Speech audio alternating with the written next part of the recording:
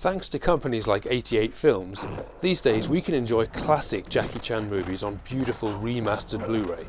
But if you grew up in the 1980s like I did, the first time you encountered a film like Shaolin Wooden Men, it probably looked like this. But we might not have had even that release if it wasn't for a guy called Kevin Laverick.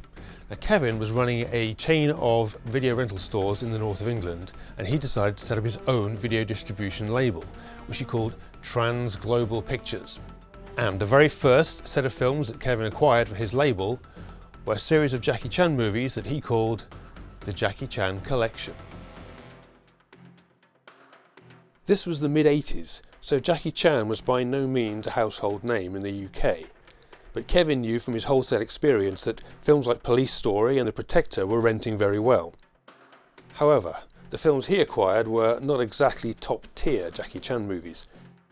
These were the films Jackie made for Lo Wei in the 70s, together with a few other oddities like Eagle Shadow Fist and Fantasy Mission Force.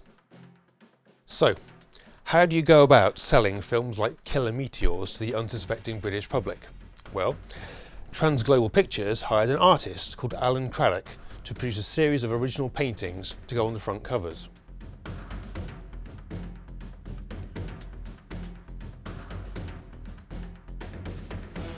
If you grew up in the 80s reading a lot of sci-fi and fantasy novels like I did, you'll probably be familiar with a lot of Alan's work.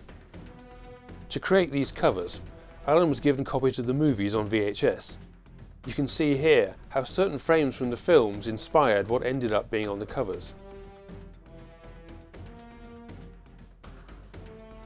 In other cases, there was a bit of artistic license used.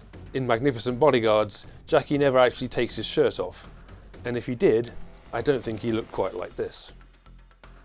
Now, I personally love these painted covers. They're some of the best examples of 1980s VHS sleeve artwork, which I'm a big fan of, and I collect to this day. But sadly, the second batch of releases that Trans Global put out used readily available photographs for the front covers, and these were often quite poor, and often didn't match the film they were supposed to be illustrating. So, for example, here we have a photo from Spiritual Kung Fu on the front of Killer Meteors, and even a shot from Drunken Master was used on the cover of Half a Loaf of Kung Fu. And the screenshots on the back of the boxes were equally random. Sometimes they matched the film, such as here with New Fist of Fury, and sometimes they were a haphazard collection from various titles.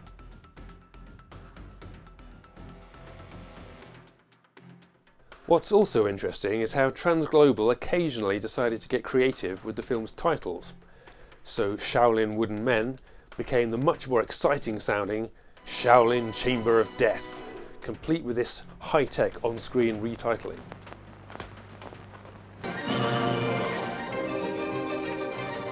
Even more creatively, Spiritual Kung Fu became Karate Ghostbuster. Back in the day, I literally had no idea what the original name for this film was, but I was pretty sure this wasn't it. Now, a lot of this was probably not really Trans Global's fault. I mean, as I say, these were not top-tier Jackie Chan movies, and I should imagine the companies that Trans Global were dealing with to acquire these films were probably not exactly top-tier people either.